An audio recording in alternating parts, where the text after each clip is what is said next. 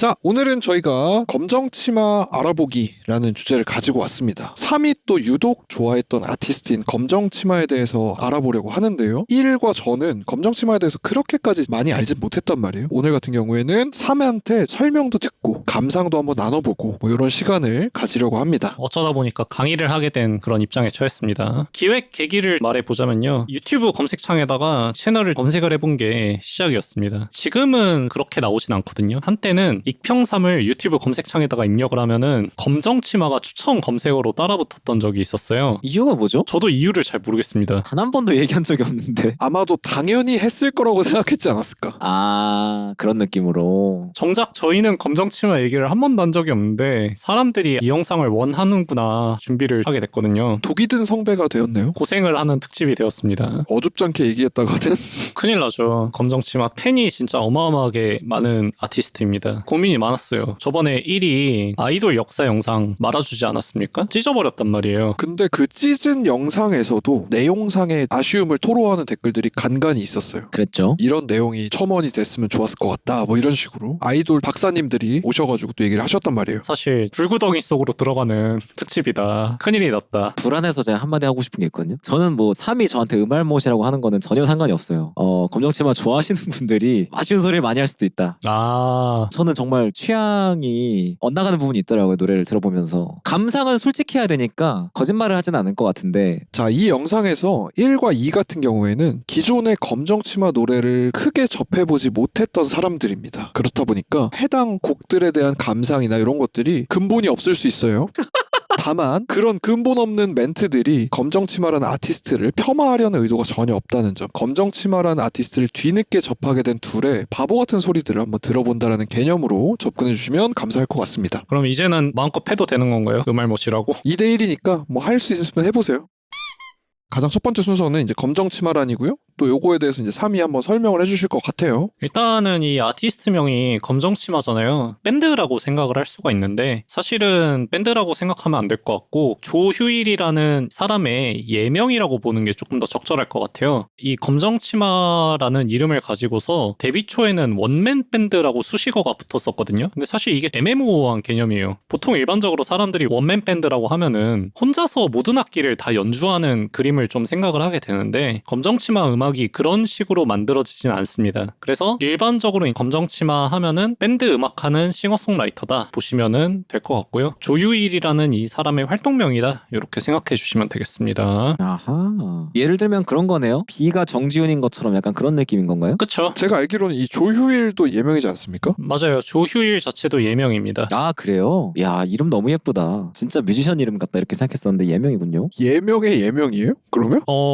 원래는 이제 이분이 미국으로 이민을 가셨기 때문에 국적이 미국 분이신 걸로 알고 있거든요. 미국 이름은 브라이언 존데 이제 한국으로 건너오면서 활동을 하기 위한 한국어 이름을 지은 거예요. 그게 조유일이고 원래 이민 가기 전에 이름은 또 다른 이름이었습니다. 근데 조유일로 활동을 하는 게 아니라 밴드 형태로 활동을 할 거기 때문에 검정치마라는 이름을 한 번 더 만들었다. 해서 이제 조유일님, 검정치마님의 위상에 대해서 한번 얘기해 본다고 하십니다. 일단은 인디밴드에 관심이 없는 분들은 이 사람이 밴드 씬에서 차지하는 위상을 잘 모를 것 같아가지고 준비를 해봤습니다. 짧게 설명을 하자면은 검정치마가 대중뿐만 아니라 음악인들의 지지도 굉장히 두루두루 받고 있는 그런 아티스트거든요. 그 밴드 부문 온다라는 인스타그램 매거진이 있어요. 되게 즐겨보는 매거진인데 월드컵 같은 걸 진행을 했습니다. 그 월드컵에서 검정치마가 우승을 했어요. 이게 어떤 방식으로 진행되는 거냐면은 대중들이 밴드를 이렇게 여러 개를 늘어놓고서 투표를 해요. 토너먼트 방식으로. 그 대진운이 뭐 YB도 있었고요. 자우림도 있었고 넬도 있었고 페퍼톤스도 있었고 저희가 이름하는 밴드는 거의 다 있었다고 보시면 되거든요. 그런 밴드들을 다 누르고서 그냥 이긴 것도 아니고 압도적으로 우승을 했습니다. 이런 걸 보면은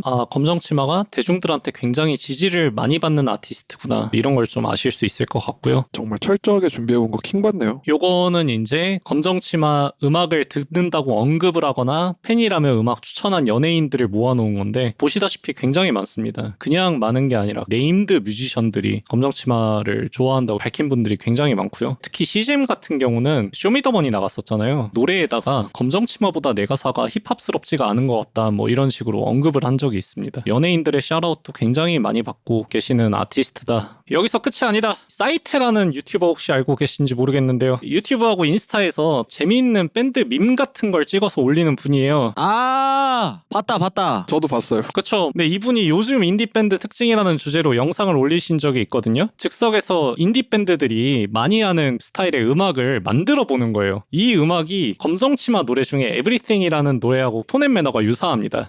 그 노래가 후배 밴드들한테 영향을 되게 많이 끼친 노래예요. 검정치마가 그런 밴드들의 원조 맛집 같은 느낌이 있다. 옛날에 1위 그런 얘기한 적이 있었어요. 별점 5점짜리 앨범은 음악계 전체에 파급력을 끼친다. 이런 얘기한 적이 있었는데 개인적으로는 검정치마가 거의 그 수준의 아티스트가 아닌가. 이 부분은 저는 동감합니다. 예를 들면은 누구누구 아류다 가볍게 던지는 말이기도 하잖아요. 그럼요. 싱잉란 나오고 이모랩 하면 시잼 스타일이다 뭐 이런 얘기 많이 하는데 검정치마 스타일이다 이런 얘기 되게 많이 들어본 것 같아요. 뿌리가 되는 음악을 한다는 거는 진짜 인정할 만한 부분이라고 생각합니다. 넘어가기 전에 저도 그렇고 1도 그렇고 검정치마에 대한 각자 마음속에서의 위상에 대해서 잠깐 얘기를 해보면 좋을 것 같거든요. 저는 방금 한 얘기가 사실 위상에 관한 얘기죠. 어떤 음악에 있어서 야, 이 밴드는 약간 검정치마 스타일인데? 라는 비유를 한다는 것 자체가 위상을 제대로 드러내는 말이지 않나. 그러니까 사실 제가 이제 하고 싶은 얘기가 있어서 이제 운을 띄운 건데 학창 시절에 너무 많은 권유를 받았던 아티스트예요. 그래서 이악 물고 안 듣고 싶었던 아티스트.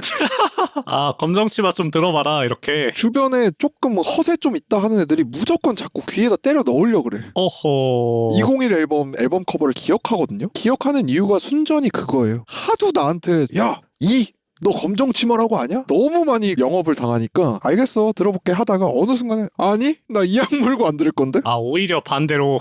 나 검정치마? 절대 관심 없는데? 약간 이렇게 됐던 아티스트라서 그게 기억이 납니다. 그만큼 이제 주변에서 너무나 많은 추천을 받는 아티스트 중에 하나다. 사실 웬만해서 나 사실은 이 가수 좋아해라고 했을 때 그렇게까지 자주 겹치는 게 쉽지가 않아. 그럼요. 근데 진짜 검정치마는 미친 듯이 나와. 마치 잔나비 열풍했을 때 사방팔방 카카오톡 음악 다 잔나비 돼 있고 우리 엄마도 잔나비였어. 극찬이죠. 그런 수준인데도 안 들었다 이거지. 사람이 괜히 이제 꼬장이 나는 거 있잖아요. 아니 나는 푸샤티 들을 건데? 이런 느낌으로 끝까지 안 들었습니다. 역시 방골 기질이 있다.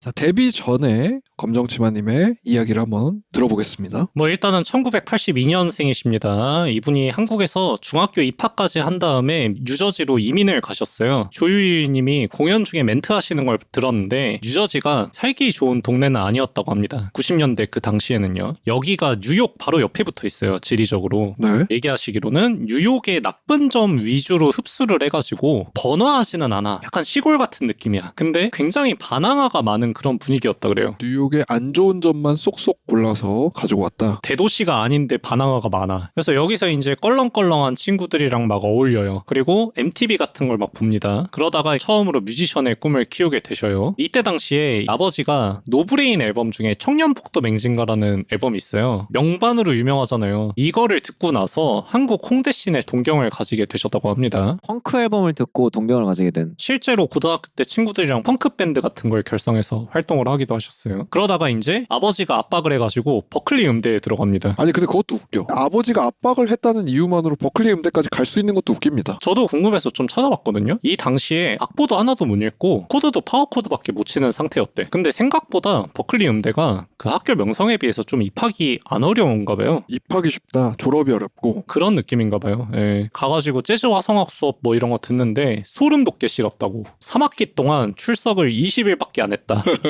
야, 나름의 기록이겠네요, 그것도. 당연히 올 F 받고요. 그렇게 살다가 친구들과 함께 뉴욕에서 카스텔 프레용이라는 이름의 펑크 밴드를 딱 만드시거든요. 이 밴드로 활동을 하시다가 한국 인디씬에 동경이 있었다 그랬잖아요. 카스텔 프레용 노래에다가 한국어 가사를 붙여가지고 2007년에 쌈지 사운드 페스티벌에 지원을 했는데 여기서 광탈을 하셨어요. 상처를 받았죠. 다시 미국으로 돌아갑니다. 절치부심을 해가지고 새 앨범을 만들어서 다시 한국으로 돌아오거든요. 그게 바로 201입니다. 아하. 논란의 그 앨범이군요. 적극 권유당했던 앨범이 바로 이 앨범입니다. 충분히 권유당할 만합니다. 극찬을 도대체 어디서부터 어떻게 박아야 할지 모르겠는 앨범이다. 객관적인 평가부터 얘기할게요. 이게 2010년에 한대음에서 5개 부분에 노미네이트가 되었습니다. 최우수 모던록 앨범을 수상을 했어요. 게임이 끝났죠. 저 혼자서 칭송하는 앨범이 아닙니다. 표현하자면은 총천연색의 앨범이다, 저는 이렇게 얘기하고 싶거든요. 이 앨범을 들을 때마다 온갖 색채가 다 느껴져요. 빨주노초, 파남보, 흰색, 회색, 검정이 다 느껴지거든요. 그 색이 한 앨범 안에 다 들어있는데 그게 하나도 난잡하지가 않은 느낌의 그런 앨범이에요. 이 앨범의 색깔을 좀 얘기를 해보면은 뉴욕 펑크를 기반으로 했어요. 거기다가 자기 색깔을 섞었거든요. 본인부터가 일단 뉴욕 옆 동네에 살았었기 때문에 그 영향이 있었던 것 같아요. 그래서 앨범 제목이 201이잖아요. 뉴저지의 지역 번호입니다. 이거를 2011년에 들었었거든요. 저도 사실은 작곡을 이 2011년 이전부터 계속 해오고 있었어요. 근데 검정치마 1집을 듣고서 제 작곡관이 좀 만들어진 부분이 있습니다. 이 앨범에서 가사를 쓰는 방법이라든가 멜로디를 구성하는 방법이라든가 메시지를 전달하는 방법이라든가 이런 거 있잖아요. 이런 거를 굉장히 많이 참고를 했어요. 저는 제 음악 인생에 제일 큰 영향을 끼친 앨범 탑5를 꼽으라 그러면은 이 앨범이 거의 무조건 들어갑니다. 그래서 3위 그 리스트업을 해줬어요. 검정치마 노래들 이런 거 들어봐라. 다 그냥 어디서 많이 들어본 노래다 싶었거든요. 어디서 들어봤을까 했는데 이것이 3의 노래여서였다. 그쵸. 제가 그래서 작업을 많이 했잖아요. 3이랑. 아 이거 3 노래 중에 이거네. 그쵸.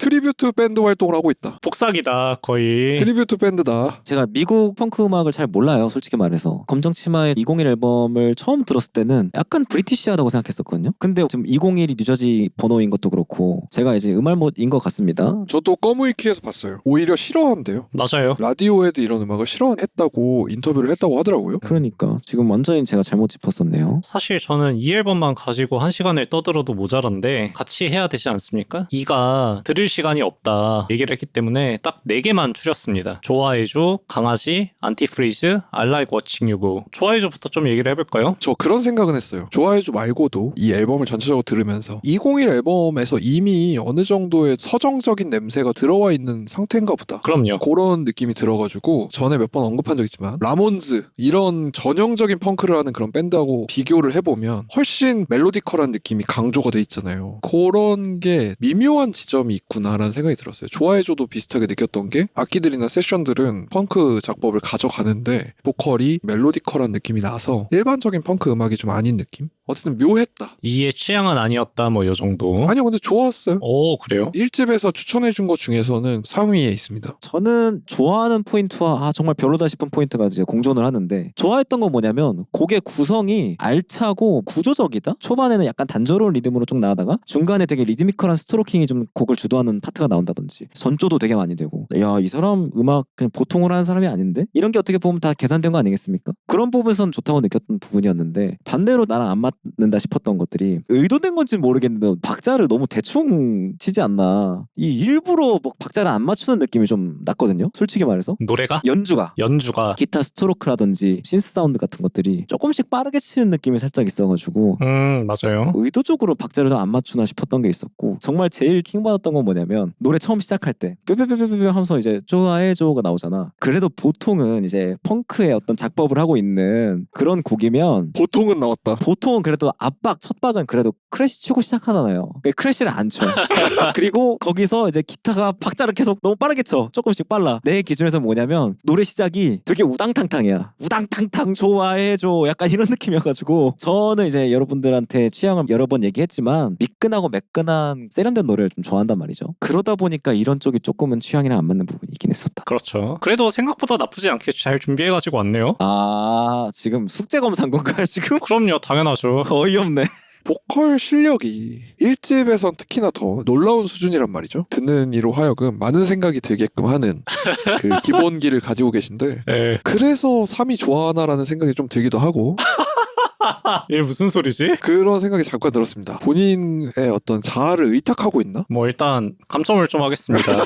뭐 그래도 나름대로 나쁘지 않게 준비를 해왔다. 귀 기울여 들었다. 아무튼 간에 1위 얘기했지만은 특이하게 소절마다 구성이 바뀌어요. 좋아해줘 같은 경우에 우리가 보통 노래의 구성을 얘기할 때 일반적으로는 한 A, B, C, D 정도의 알파벳이 있으면은 그걸로 끝이 나거든요. 근데 이 노래는 진짜 특이하게 A, B, C, D, E, F, G까지 있어요. 가사 한 줄마다 편곡이 바뀌어요. 그래서 처음 처음 이 노래를 들으면은 발칙하게 들릴 수가 있거든요. 그러면서 되게 묘하게 어울리는 거야. 그래서 방금 전에 얘기한 거칠게 마무리된 부분들 있잖아요. 사실 이게 너무 매끈하게만 다듬어져 있으면은 재미가 없을 수 있거든요. 요즘에 그런 거 느끼지 않습니까? A급 감성 노래들 막 계속 들으니까. 그래서 이런 유쾌한 B급 감성들 듣기 좋게 들리는 부분이 있고요. 첫 트랙부터 천재성이 엿보인다. 자, 그리고 다음이 강아지죠. 무대에서 연주하기 좋은 쾌활한 노래잖아요. 최근 공연에서도 후반부에 연주되는 그런 노래예요. 일렉 기타의 유니즌 밴딩으로 짠짠짠짠 도입부가 딱 시작을 해가지고 드럼 비트가 이제 쿵빡쿵빡이 아니라 빡쿵빡쿵으로 가거든요. 근데 그게 계속 벌스까지 이어져. 되게 특이하다. 그 강아지라는 노래를 좋아하는 분들이 은근히 많은 것 같더라고요. 안티프리즈가 이 앨범에서 가장 유명한 곡으로 알고 있는데 강아지가 더 좋다고 하시는 분들도 많은 것 같더라고요. 검정치마의 팬층에 두 가지 부류가 있거든요. 그래서 요거는 좀 이따가 한번 풀어보도록 하겠습니다. 이 강아지 같은 노래는 가사에 성적인 암시가 좀 있어요. 2절 벌스 가사를 보면은 여자애를 돈만 쥐어주면 태워주는 차가 됐다 뭐 이렇게 표현하는 부분이 있거든요. 그 뒤에 따라붙는 영어 가사가 네 불빛이 깜빡이고 연료가 바닥나고 있다면 다시 떠날 수 있게 내가 사랑으로 채워줄게 뭐 이런 내용이거든요. 마지막 챕터에서 다시 설명을 하겠지만은 조유일의 성장한 배경 이런 거를 생각해보면은 이런 가사가 등장해도 이상할 게 없어요. 그거를 우리는 잘 모르잖아요. 한국 대중들은. 그러다 보니까 들었을 때 도발적이고 발칙하고 뭔가 아메리칸 스타일이다 이런 식으로 받아들일 만한 여지가 있다. 안티프리즈까지 한번 설명을 들어보죠. 이게 사실은 사람들한테 굉장히 사랑을 많이 받는 노래예요. 가사가 굉장히 아름답지 않습니까? 굉장히 낭만적인 사랑 노래고요. 조유일의 이 재능이라는 것이 단순히 그냥 도발적인 가사를 얘기하는 데서 그치지 않고 보편적인 사랑 노래를 부를 때도 충분히 통하고 자기 색깔로 말아낼 수 있는 그런 부분이 있다. 그래서 아까 검정치마 팬층이 크게 두 갈래로 나뉜다고 얘기를 했었는데 저처럼 힙스터적인 색깔을 좋아하는 사람들이 있고 이따가 얘기할 사랑 노래, 달달한 노래 이런 걸 좋아하는 사람들이 있어요. 개인적으로는 후자가 좀 더 다수라고 생각을 하는데 이 후자의 사람들은 아마 1집에서 요 노래를 최애로 꼽는 사람들이 많은 것 같습니다. 이 노래 좋았던 건 뭐냐면 가사나 이런 건 당연히 좋았으니까 생략하고 멜로디가 미국 펑크 느낌은 아니에요. 확실히 편곡이나 이런 거는 그쪽에 냄새가 좀 난다 치더라도 멜로디 같은 경우는 팝이나 한국가요 느낌이 좀 나. 적당히 좀 믹스된 게 있어 이 검정치마 노래들이. 특히 초기 곡들이 맞아요. 한국 대중들이 듣기에 친숙하고 편한 느낌이 아닌가라는 생각을 했는데 그게 가장 많이 느껴졌던 게 안티프리즈였다. 초기 마룬5 노래 같은 거 생각해보면 셋은 밴드 셋인데 보컬이 약간 R&B 느낌 나는 보컬이었잖아요. 그게 또 이제 즐거운 포인트였고 그런 생각이 좀 비슷하게 들었어요. 사실은 이제 락밴드 같은 경우는 분위기로 이렇게 밀고 나가는 노래들이 굉장히 많거든. 펑크도 그런 곡들이 많은데 가수들도 많고 검정치마 같은 경우는 멜로디를 절대로 무시해서는 안 된다. 그냥 지나쳐서는 안 된다. 그럼요. 굉장히 캐치하고 쉽고 어떻게 보면 멜로디컬하고 음가도 되게 많아. 그런 부분이 재밌는 포인트라고 좀 생각을 했습니다. 안티프리즈를 들어봤는데 너무 익숙한 거야. 일이 말한 것처럼 하도 따라한 사람이 많아가지고 이미 내가 이런 작법에 너무 익숙해서 놀랍지 않은가 생각도 살짝 했어요. 시간이 많이 지나고 들으니까 이미 너무 검정치마 키드들이 너무 많은 거예요.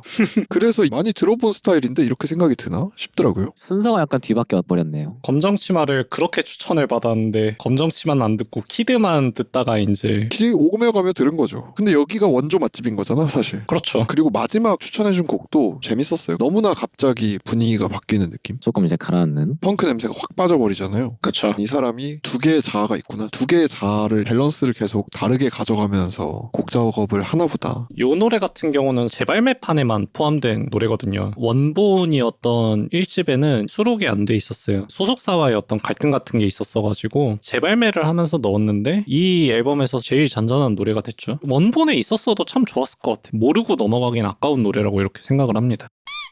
이제 이 집을 가면 되지 않을까요? 정규 1집 당시에 소속사가 루비살롱 레코드라는 곳이었어요. 좀 문제가 많았습니다. 일단은 수익 정산이 똑바로 잘 안 됐고요. 예를 들어서 한정판 굿즈 이런 게 있잖아요. 검정치마의 경우에는 그게 데모 앨범이었거든요. 근데 요게 잘 나가는 거야. 그래서 이 소속사 사장이 조유일하고 상의를 안 하고 추가로 막 더 찍습니다. 그래서 막 팔아요. 그런 일이 있다 보니까 감정이 막 상한 거죠. 다른 밴드들한테도 비슷한 문제가 있었나 봐요. 1집 활동이 끝날 때쯤에 이 이 회사에 소속돼 있던 밴드들이 다 탈퇴를 합니다. 조일도 이때 같이 나왔었는데 스트레스를 엄청 받았나 봐요. 나오고 나서 얼마 지나지 않아서 공황 발작을 막 겪었어요. 지하철 같은 데서.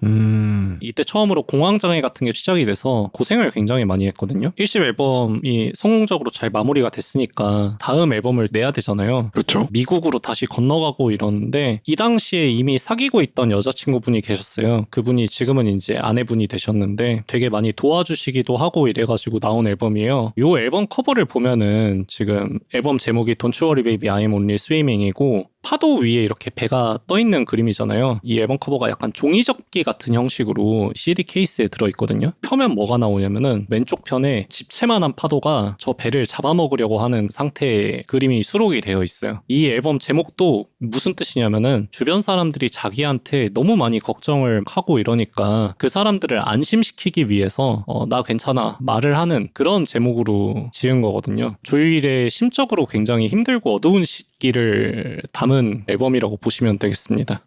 요것도 추천곡이 있죠. 솔직히 말하면 음악적으로는 인터내셔널 러브송이나 젊은 우리 사랑이라든가 앵무새라든가 이런 곡들이 있는데 검정치마 잘 모르는 사람들한테 이 앨범의 서사를 좀 느끼게 해주고 싶었어요. 그래서 뭐를 추천을 했냐? 무임승차, 러브샤인, 아침 식사 이렇게 세 곡을 추천을 했습니다. 어떻게 들으셨는지. 숙제 검사하는 거 약간 불편하네요.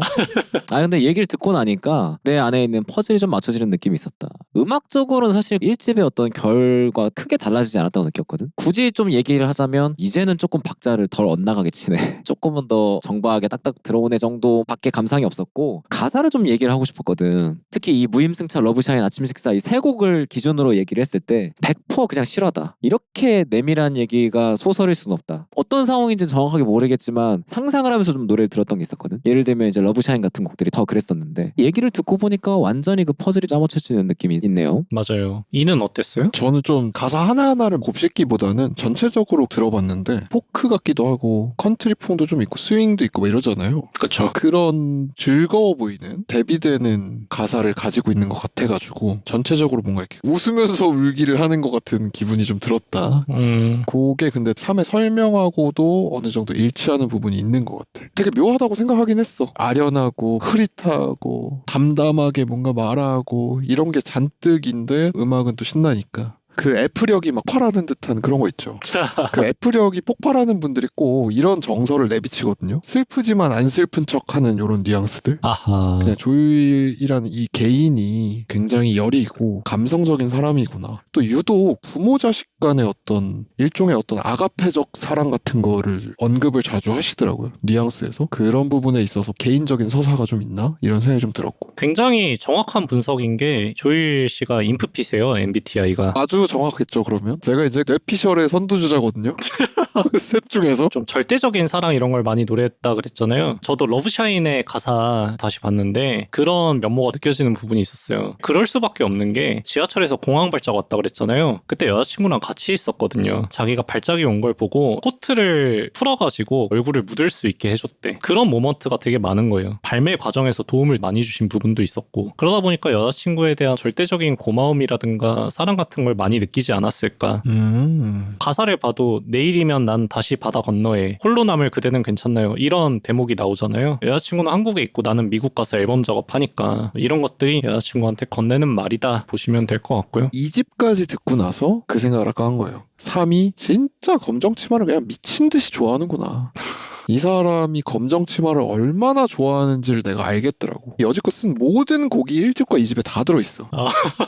그쵸. 진짜 이 사람한테 검정치마라는 존재가 마음속에 거대하구나. 사실상 모든 노래가 다 그렇습니다. 아티스트 본인은 이 앨범을 별로 안 좋아한대요. 왜죠? 공연 멘트에서 되게 오피셜하게 박아버렸거든요. 급하게 만든 앨범이잖아. 슬플 때 만든 앨범이고 이러다 보니까 자기 욕심에 좀 안 차는 부분이 있는 거야. 저 같은 경우에는 사실 이걸로 검정치마 입문을 했었거든요. 이 앨범으로. 근데 아주 나쁘지 않다. 입문곡으로 되게 적절하다. 되게 일리가 있는 것 같습니다. 좋아해줘 같은 노래 처음 들었을 때 에? 이게 무슨 맛이지? 이러면서 황당할 수 있거든요. 정신없을 수 있어. 저도 1집을 친구한테 추천받아서 들었는데 저한테 소개해준 말이 또라이 같다 이거였어요. 진짜 이상한 앨범인데 이상하게 맛있다 이런 얘기를 했었거든요. 오히려 2집 쪽이 보편적으로 듣기 편한 팝송 아닌가. 저는 여기까지도 굉장히 좋아합니다. 생각해보니까 인터내셔널 러브송 같은 곡들이 엄청 단순하고 심플한 곡이잖아. 뭐 입문용으로 그런 곡들을 추천해보는 것도 나쁘지 않겠다. 그런 걸 추천했다가 다른 앨범 듣고 실망할 수도 있잖아요. 그렇긴 하네요. 제가 2집 다음에 1집 들었잖아요. 당황했는데 실망하진 않았어요.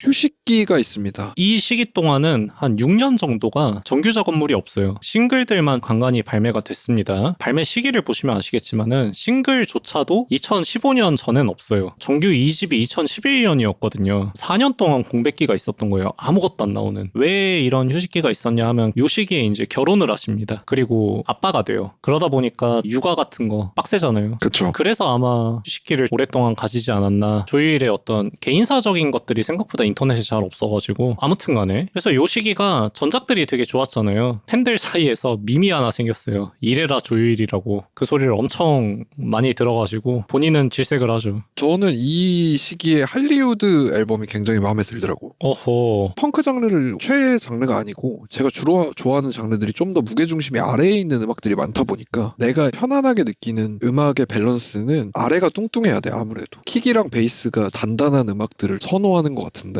이 할리우드가 3위 추천했던 리스트 중에서 처음으로 아래가 단단한 곡이었다. 할리우드 관련해서 저도 좀 얘기하고 싶은 건 뭐냐면 추천곡 기준으로 노래 다 들어봤죠. 201부터 틴트러블까지. 이 할리우드라는 곡이 가장 이질적인 것 같아요. 검정치마 곡들 중에서. 얘만 결이 다른데 저는 이 곡을 나왔을 때부터도 이 노래 너무 좋아했어. 지금까지도 근데 그게 이어졌고 추천곡을 다 들었는데도 이 곡이 제일 좋다. 근데 이 곡이 검정치마 곡들 중에 가장 이질적이다. 이거는 제 취향이 그냥 이런 거다. 이런 얘기를 좀 하고 싶어요. 저는 이 검정치마에 그나마 가장 좀 결이 다른 할리우드가 저한테 가장 취향입니다. 아하. 장르부터가 이거는 펑크가 아니라 모던한 신스팝이잖아요. 되게 웻하기도 하고 이런 곡을 제가 좋아하기도 하고 약간 처치스 느낌도 나고. 이 곡이 뭔가 터닝 포인트 같아요. 이 곡을 기준으로 신스 같은 게 들어와. 그 전자음을 사용하는 작법 이외에도 이후 곡들에서부터 최근 조유일의 곡에서 많이 보이는 특유의 가창 같은 거? 가성 기반에 좀 더 흩날리는 보컬이라고 할까요? 스타일이 변화하는 기점에 있지 않나? 서정적인 그 면모가 강하게 부각이 되는 것 같다. 사실은 이제 신스 같은 거는 정규 1집 때부터 계속 쓰긴 했는데 질감이 달라졌다고 표현하는 게 맞을 것 같고요. 가성 같은 것도 마찬가지인 게 저 노래는 약간 드림팝 같은 느낌도 있잖아요. 그런 식으로 사운드를 만들어내는 게 이 시기 때 이후로 두드러진다. 생각해보니까 난 이 노래를 너무나 좋아한 나머지 인스트를 카피했어 내가 옛날에. 나 들었던 것 같아 그거. 내가 모든 검정치마 노래를 듣고 다 패스했는데 요거 왜 이질적인지 알려드릴까요? 게러지 밴드로 작업을 한 90% 가까이 끝낸 노래입니다. 와 또 소름 돋아. 게러지 밴드로? 그러니까 이게 될 놈 될이야. 나 왜 소름 돋는지 알아? 카피를 게러지 밴드로 했거든. 그럼 똑같이 했어야 되는 거 아니야? 똑같은 샘플이 있지 않던가요? 나중에 한번 들려드릴게요. 얼마나 비슷한지 봐보세요. 알겠습니다. 미쳤다 근데. 어떻게 그렇게 하냐? 게러지 밴드로 이질감이 나온다고? 할 사람은 하는 거야 다. 천재네요 그냥. 본인도 그냥 쓰다가 습관처럼 쓰거나 장난처럼 쓰거나 취미생활 하듯이 썼겠죠. 쓰고 나니까 좋은데 이러면서 낸 거 아닐까요? 다른 노래 얘기는 할 거 없으신가요? 저는 이제 좋아 보여는 또 많이 들었었고 그리고 유튜브에서 라이브를 할 때 겁내 못하는 그 라이브를 제가 봐가지고 그거는 못하는 게 문제가 아니라 표정이 울 것 같은 그 하계회에 춤추기 싫은데 끌려 나와가지고 춤추는 약간 그런 표정을 이제 조율이 짓고 있어가지고 그게 되게 기억에 남는. 그래서 저는 이제 기다린 만큼 더는 원래 아는 노래예요. 드라마를 봤죠. 그럼 또 오해영을 제가 2번, 3번 봤기 때문에 알고 있습니다. 역시 예상을 했거든요 이거는. 못 참죠. 저는 반대로 드라마를 안 봤어요. 그 이번에 리스트업을 해준 걸 이렇게 듣다가 사실 제목은 몰랐거든요. 노래가 나오는데 뭐야 이거잖아. 그렇게 기억을 했습니다. 혹시 OST가 되면 허들이 낮아지나요? 아 그럼요. 우리가 계속 얘기하지만 아이돌들의 서사가 있냐 없냐. K-POP 데몬헌터스 때도 얘기했잖아요. 서사가 있냐 없냐가 곡에 대한 인상을 굉장히 크게 좌우하는 것 같다. OST가 된다라는 것도 그런 의미겠죠. 드라마를 내가 재밌게 보면 드라마의 서사에 이입해서 뒤에 깔리고 있는 노래도 기억에 남잖아요. 그렇죠.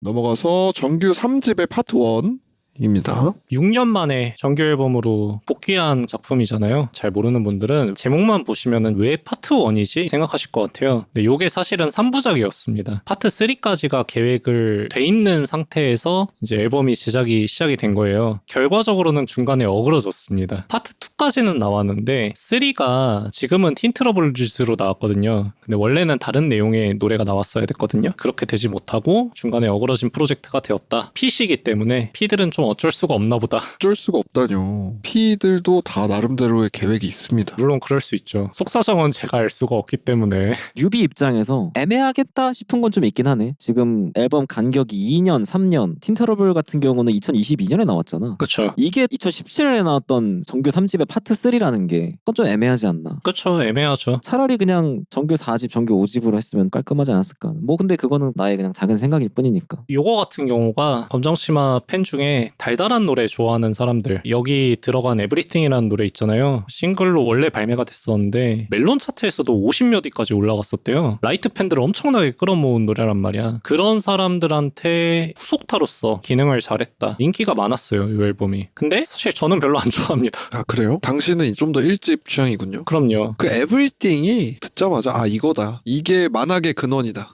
만악의 근원이다. 이 노래였네. 이거였네. 그러니까 검정치마류의 근원이 되는. 그렇죠. 사실 1집을 들었을 때만 해도 그렇게까지 생각 안 했단 말이에요. 이 곡을 듣고 아 이거네. 보컬이 존재 자체로 아련한 처연한 느낌, 먹먹하고 공간감 있고 그런 거를 잔뜩 담고 있어요. 요런 노래가 앨범 내에 몇 개 있습니다. 나랑 아니면 같은 노래도 비슷한 풍이고요. 이제 여기부터는 좀 짧게 하겠다 그랬잖아요. 왜 그랬냐면은 정규 3집 이후, 복귀 이후의 작업물들이 개인적으로 생각했을 땐 그 앞전의 작업물들보다 아쉽게 들리는 부분들이 있거든요. 아쉽게 들리는 건가요? 아니면 취향의 문제인 건가요? 취향을 빼놓고 봐도 아쉽게 들리는 부분들이 있습니다. 팀베이비 같은 경우는 특히나 제 취향이 아닌 부분이 있죠. 너무 달달하기 때문에. 평소 제 스타일 아시잖아요. 달달하고 바른 노래들 별로 안 좋아하는 거. 아쉽게 들리는 게 어떤 건지 좀 궁금하거든요. 편곡이라든가 가사 같은 부분 있죠. 앞에서는 날카롭다, 참고할 만하다, 이런 부분은 내가 노래를 쓸 때도 갖다가 쓰고 싶다 생각을 하는 부분이 있었어요. 일의 말을 빌려 뺏고 싶다. 근데 이 뒤로는 줄어든 느낌이 있습니다. 그런 게. 가사나 이런 게 좀 무뎌진 느낌인 건가? 네, 조금 무뎌진 느낌이에요. 그런 아티스트들 되게 많잖아요. 옛날 같은 느낌이 안 나는 아티스트들. 검정치마도 그런 아티스트 중에 하나지만은 개인적으로는 그래도 하락한 폼이 다른 아티스트들의 하락한 폼보다는 훨씬 더 나은 수준에서 유지가 되고 있다고 생각하긴 하거든요. 그 얘기를 듣고 보니까 이 집의 서사를 아까 얘기를 했었잖아. 이거는 사실 2번 다시는 겪고 싶지 않은 서사일 거기 때문에 그렇죠. 이런 가사가 안 나오는 게 낫다 사실. 아 그럼요. 예. 뭔가 폼이 떨어졌다 혹은 뭐 아쉽게 들린다 이런 거는 함부로 그런 표현을 쓰기는 애매한 상황이긴 한 것 같아. 그리고 3이 말한 대로 충분히 폼이 어느 정도 유지가 되고 있다고 생각이 들기 때문에 가사에 있어서. 근데 음악적으로는 확실히 많이 변한 건 맞잖아. 내 취향은 이제 이때부터가 조금 더 내 취향에 가깝긴 하다. 어호. 내가 뭐라고 써놨냐면 나랑 아니면부터 용납되는 취향이다 이렇게 좀 써놨네 내가. 아하. 내가 좋아하는 레인지 안에 좀 들어오는 어떤 곡 스타일이다. 그럼에도 불구하고 여전히 박자를 좀 엇나간다든지 이런 건 좀 킹받긴 하거든. 그 에브리띵의 이제 기타. 아르페지오가 너무나도 불편하거든 사실은. 나는 내가 레코딩을 할 때 인간의 연주처럼 안 하고 딱딱딱 기계처럼만 하는 걸 좋아하기 때문에 이렇게 엇나가는 게 굉장히 불편하게 들리는데 그럼에도 불구하고 조금 이제 이전작들보다는 취향에 좀 넘어온 느낌이 있긴 하다. 깔끔하게 떨어지는 걸 좋아하는군요. 나는 미끈, 매끈을 좋아하는 것 같아. 뭐 저는 가벼운 마음으로 들어서 그런지 좀 튠 튀고 이런 거 있잖아요. 그런 건 그냥 뭐 그런 음악을 하는 사람인데 펑크하고 하는데 튠이 칼박인 것도 이상하잖아. 그쵸. 미끈함을 내세우는 가수는 아니니까. 근데 에브리띵 같은 경우는 특히나 이제 만악의 근원이네. 에브리띵 같은 노래는 좋아할 법도 하지 않나? 좋은 건 사실이에요. 결국에는 그때 들었어야 돼. 그때 들었어야 충격을 받고 막 이야 너무 좋다 이랬을 텐데 이미 나는 역으로 기원을 파헤치고 있는 상황이잖아. 하여간에 저 같은 경우는 앨범 기준으로 했을 때는 이 앨범이 가장 좋다. 검정치마 모든 앨범 중에서. 역시 저하고 1하고 둘 다 밴드를 하긴 하지만은 취향에 있어서는 정반대되는 부분이 많은 것 같아요. 서로 음알못이라고 하는 걸로 하시죠. 그렇죠.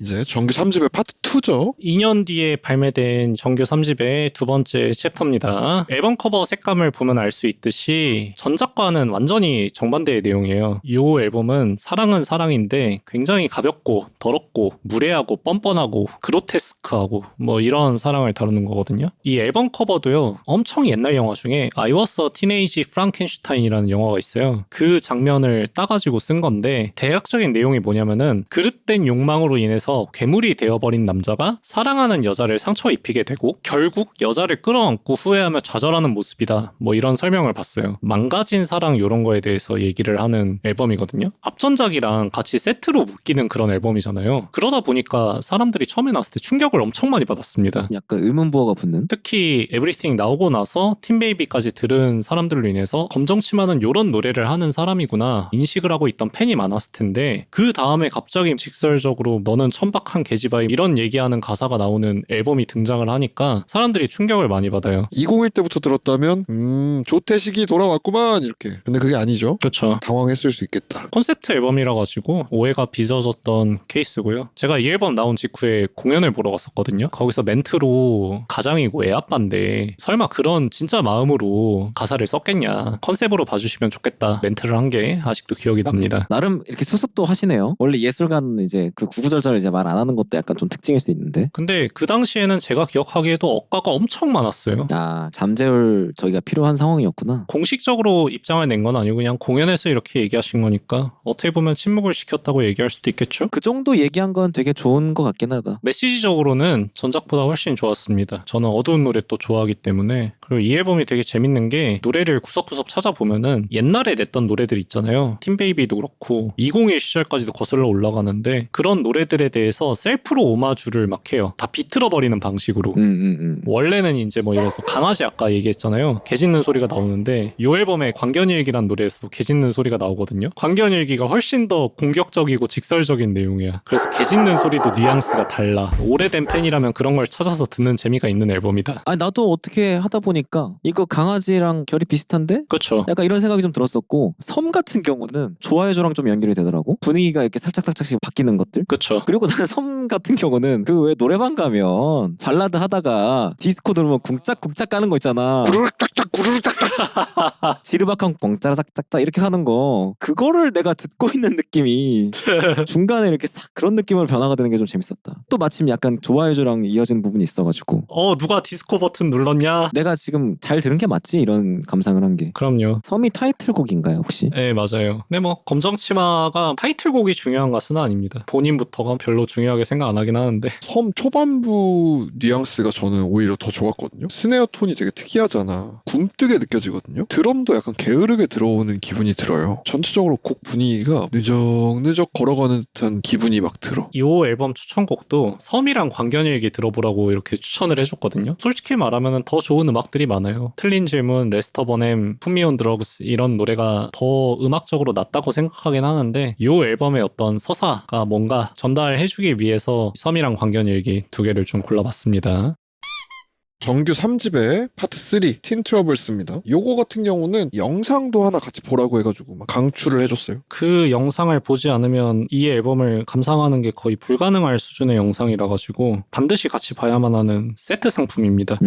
유튜브에 올라와 있는 이 16분짜리 단편 영화잖아요. 틴 트러블스 인 더티 저지 이래가지고 이 앨범 자체가 조유일의 어떤 10대를 되돌아보는 자전적인 앨범이거든요. 우리가 이 한국 사람이 이거를 이해하려면은 이 사람의 10대 시절이 어땠는지를 사전 지식을 깔고서 들을 필요가 있어요. 그래서 그런 단편 영화를 좀 제작한 것 같다는 생각이 들었고 아까 제가 막 데뷔전에 대해서 엄청나게 막 얘기를 했었잖아요. 이 앨범이 나온 배경을 이해시킬 필요가 있었기 때문에 얘기를 했었습니다. 단편 영화 보셨으니까 아시겠지만 뭐 약도 하고요. 자전거랑 스케이트보드 타고 다니고요. 학교 째고 펑크밴드 하고 부모님들이 싫어할 짓은 다 골라서 해요. 그런 이제 혼란스러운 반항기 넘치는 10대 시절을 다루는 앨범인데 이 앨범의 메시지를 정리하자면 그렇게 바보 같고 멍청하고 후진 시절을 보냈지만 지나고 보니까 그 시절이 아름다웠던 것 같다. 추억을 하는 그런 앨범이다. 영상 뭐 연출이나 이런 것도 의도를 한 거겠지만 되게 힙하게 살았다. 저때 당시에 좋은 쪽이든 안 좋은 쪽이든 이 아티스트로서 하나의 앨범을 완성할 만한 좋은 어떻게 보면 재료가 된 거잖아요. 되게 힙하게 살았다 이런 느낌이 좀 들더라고요. 그 영상 보니까. 굉장히 힙하게 살았죠. 권장할 수는 없지만 음악적으로는 3집의 파트 1이나 파트 2 같은 경우는 덜 공격적이라서 아쉽게 들리는 게 있었거든요. 정규 1집을 좋아했던 사람한테는. 그럴 수 있겠네요. 근데 이 앨범에서는 조금 더 공격적으로 돌아왔어요. 펑크록적인 사운드, 오버드라이브 걸린 기타, 울부짖는 보컬 이런 거를 들을 수 있잖아요. 1 같은 경우에는 파트 1, 2보다 이거를 별로 안 좋아할 것 같은데? 그런 건 있어. 계속 연주 얘기를 많이 하는데 1집이랑 비교했을 때 결적인 부분에 좀 비슷하다고 느낀 건 맞는데 1집보다 더 좋았던 거는 조금은 더 연주가 기계적으로 좀 느껴지는 부분이 있어가지고 정제가 됐다. 틀리는 게 좀 덜한 느낌이라서. 저는 좋았어요. 저는 원래 펑크를 싫어하지 않기 때문에 네. 좋게 들었습니다. 당연히. 저는 오히려 중간에 앨범들은 조금 말했죠. 역순으로 들어서인지 요즘에 또 특히나 많이 접할 수 있었던 그런 음악들하고 비슷하다고 느껴가지고 이쪽이 원조 맛집이라는 걸 알아도 어쨌든 내가 지금 그걸 먹고 싶진 않은 마음 있잖아요. 그런 느낌이었는데 정규 3집 같은 경우는 재밌게 들었다. 영상도 보고 나니까 서사가 또 쌓이잖아. 3위 두 곡을 또 추천을 해줬습니다. 일단 두 곡은 꼭 듣고 와라 라는 식으로. 썬데이거라고 시카다스, 이 한국어로는 매미들이라는 노래 이렇게 추천을 했었죠. 서사 중심의 추천이었는데 썬데이걸의 걸 있잖아요. 주인공이 뮤직비디오에 나오는 짝사랑녀 그레이스에 대한 곡입니다. 뭐 앨범 전체의 서사가 요 여자애를 중심으로 흘러가는 그런 느낌이 있거든요. 뭐 안 보신 분들 위해서 짧게만 설명하자면은 조율이 짝녀였는데 짝사랑이 안 이루어져요. 다른 남자를 만납니다. 그래서 이제 조율이 요 여자에 대해서 애증을 갖게 되는 그런 관계거든요. 그러다 보니까 차를 태워가지고 얘가 교회를 다녀요. 교회에다 이렇게 데려다 주는데 데려다 주면서 계속 시비를 거는 거야. 야, 성경에 진짜면은 공룡은 어디 나와 있어? 시비를 엄청 걸어요. 사실은 이게 뭐 교회 자체가 싫어서라기보다는 상대방에 대해서 막 미움을 가지고 있으니까 그런 식으로 얘기할 수 있는 거잖아요. 어린 마음에. 그런 게 엿보이는 재밌는 노래였다. 그 온갖 신스들을 기타로 그대로 치환해도 될 것 같다고 생각했거든요.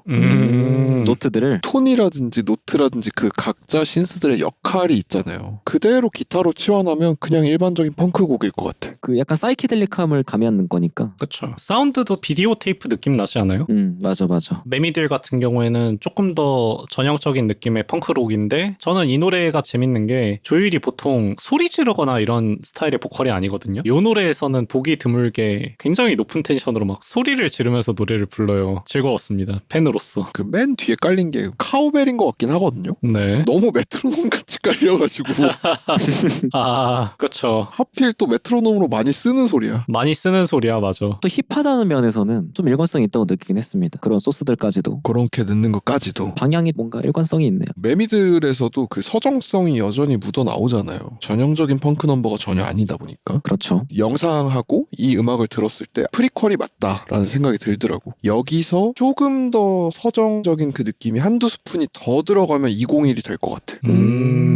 그 직전에 있는 느낌이라서 프리퀄 같다는 생각이 들었어. 근데 마침 영상도 본격적으로 그런 가수 활동하기 전 어린 시절의 이야기를 담은 거잖아. 그 루프가 되는 기분이 들었어요. 궁금한 게 실제로 이 앨범과 201을 많이 비교를 하나요? 사람들이요? 네네. 이 앨범을 들으면서 1집을 추억하는 사람들은 되게 많습니다.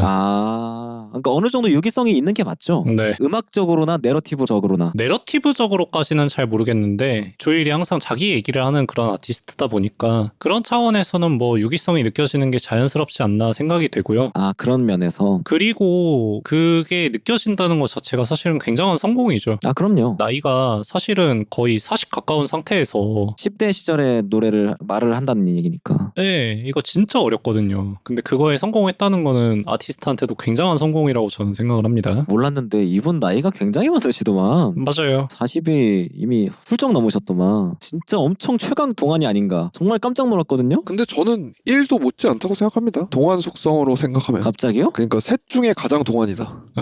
좋습니다. 조율님 그리고 검정치마 곡들도 한번 이야기를 해보고 과거나 위상 이런 것들을 알아보는 시간도 한번 가졌는데 여기까지 왔으니까 1, 2, 3 각자가 3위 준비해준 리스트 중에서 베스트 3 한번 골라보는 시간 가지도록 하겠습니다. 1부터 한번 이야기를 한번 해봐 주시죠. 저는 1위는 어쩔 수 없이 할리우드. 취향이 변하지 않았습니다. 추천곡을 다 듣고도. 두 번째는 러브샤인. 이 집의 내러티브가 너무 좋아요.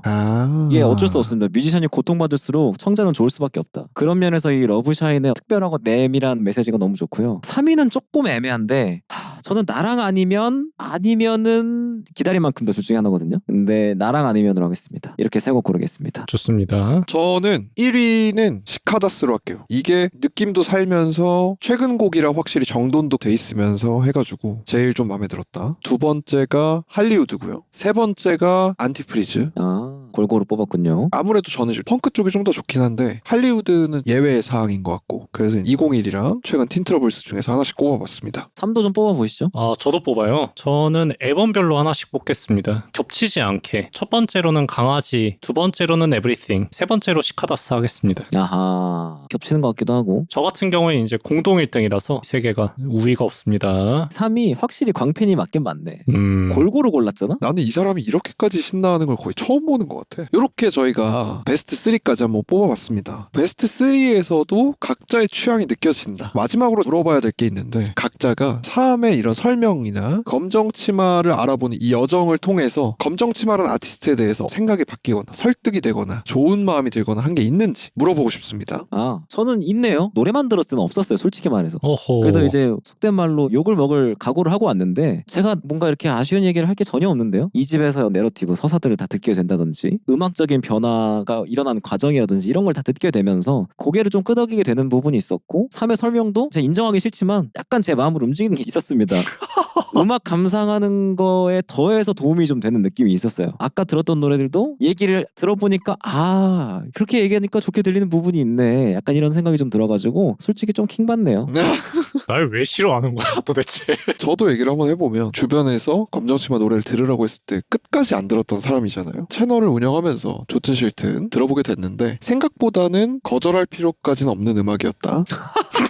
굳이 그렇게까지 그럴 건 아니었다. 듣고 그냥 재밌게 즐겨도 됐을 텐데. 엄청 사실은 평단이나 리스너들의 엄청난 이제 찬양을 받는 앨범인데 수많은 앨범 중에 하나처럼 얘기하니까 근데 그 생각은 했어요. 그때는 싫어했을 수도 있겠다. 그런 느낌으로 어린 저는 이 음악을 들어도 아무 느낌이 없을 수도 있겠다. 하지만 지금 저는 이 노래를 듣고 많은 생각을 하고 즐길 수 있게 됐다. 공감 가는 말인데요, 되게. 또 마찬가지예요. 3이 또 얘기해주는 그런 것들이 개별 곡들에 대한 서사를 채워주니까 더 즐겁게 들을 수 있었던 것 같아. 도움이 됐습니다. 답지 않게 오늘 감성적이어서 킹받더라고요. 맞아요, 그것도. 3한테는 다른 질문을 좀 물어보고 싶습니다. 검정치마라는 아티스트를 굉장히 좋아하잖아요. 본인이 또 영향도 많이 받았고. 그렇죠. 검정치마라는 아티스트가 인디씬에 미친 어떤 영향이랄까? 어느 만큼의 효과가 있었는지 본인이 생각을 해본다면 얘기를 좀 해보면 좋을 것 같아요. 저는 201을 듣고서 곡을 열심히 쓰기 시작했거든요. 그리고 에브리띵을 듣고서 밴드를 시작하게 된 사람들이 되게 많은 거잖아요. 후배들한테 영감을 줬다는 것 자체가 선배 아티스트로서 할 일을 다한 것이 아닌가. 그 자체로 굉장히 영향력이 있는 거라고 생각해요. 리스너들의 측면에서는 모르겠지만 조금 더 저는 생산자 쪽의 입장에서 얘기를 해보자면은 이거를 듣고서 뭔가 막 영감이 떠올랐다. 나도 이런 거 하고 싶다. 생각하게 됐다는 것 자체가 대단한 일인 것 같습니다. 그런 점에서 이제 인디씬에 미친 영향이 크다고 얘기할 수 있을 것 같아요. 자, 그래서 오늘 검정치마라는 아티스트에 대해서 들어보고 감상평을 이야기해보는 시간 가졌습니다. 생각보다 많은 것들을 알게 되고 검정치마라는 아티스트에 대한 마음도 더 커져보는 시간을 가지게 됐는데 마지막으로 3회 검정치마 사행시 한번 들어보면서 마무리해보겠습니다. 그럼 바로 한번 가보죠. 검정치마가 취향이 아니라고? 정신 나갔니? 치가 떨린다. 마 채널 접어라. 좋다. 재밌으니까 이거는 편집하겠습니다. 휴일 선생님의 앨범처럼 일관성이 느껴지는 다행시입니다. 꽤 쉬셨으니까 슬슬 또 한번 나올 때가 되시지 않았습니까? 3회 이야기에 의하면 3년에 한 번씩 내시는 것 같은데 슬슬 나오실 때가 됐죠. 신곡으로 찾아뵙게 되면은 뭐 월말 결산이라든지 혹은 뭐 신보 리뷰라든지 다양한 형태로 검정치마님을 다시 뵐 수 있기를 한번 기대해 보겠습니다. 다음 앨범 기대해 보면서 오늘은 여기까지. 좋습니다. 좋아요.